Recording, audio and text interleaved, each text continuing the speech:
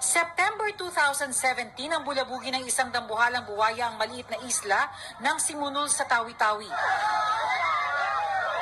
Ang saltwater crocodile na tinawag nilang Papa Bulls may habang 16 na talampakan.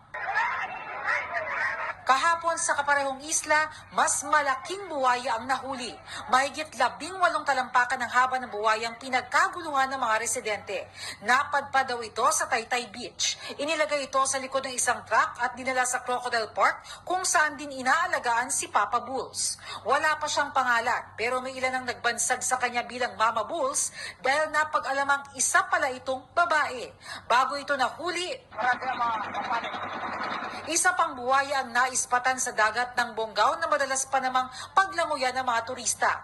Kitang-kita sa ibabaw ng tubig ang matutulis nitong kaliskis habang tila nagmamasid sa kalapit na bangka.